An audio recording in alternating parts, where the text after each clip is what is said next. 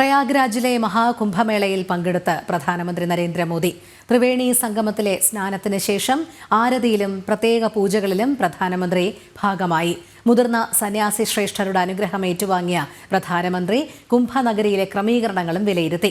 മഹാകുംഭമേളയിൽ പങ്കെടുക്കാൻ കഴിഞ്ഞത് ജന്മപുണ്യമെന്നും ഗംഗാമാതാവ് എല്ലാവർക്കും ആരോഗ്യവും സൗഖ്യവും നൽകട്ടെ എന്ന് പ്രാർത്ഥിക്കുന്നതായും പ്രധാനമന്ത്രി എക്സിൽ കുറിച്ചു.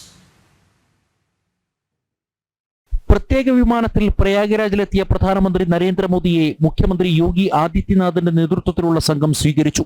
വിമാനത്താവളത്തിൽ നിന്നും ഹെലികോപ്റ്റർ മാർഗം DPS ഹെലിപ്പാഡിലെത്തിയ പ്രധാനമന്ത്രി റോഡ് മാർഗം അരിയിൽ ഘാട്ടിലെത്തി. അവിടെ നിന്നും മുഖ്യമന്ത്രി യോഗി ആദിത്യനാഥിനൊപ്പം പ്രത്യേക ബോട്ടിലാണ് ത്രിവേണി തീർത്ഥത്തിലേക്ക് പ്രധാനമന്ത്രി നീങ്ങിയത്.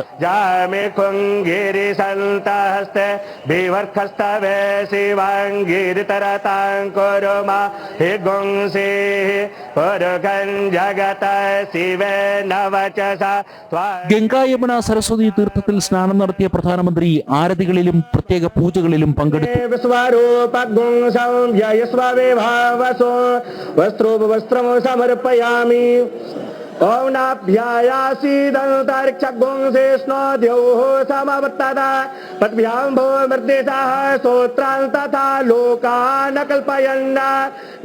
മഹാകുംഭനഗരിയിലെത്തിയ പ്രധാനമന്ത്രി നരേന്ദ്രമോദി മുതിർന്ന സന്യാസി ശ്രേഷ്ഠന്മാരുമായും കൂടിക്കാഴ്ച നടത്തി അനുഗ്രഹം തേടി.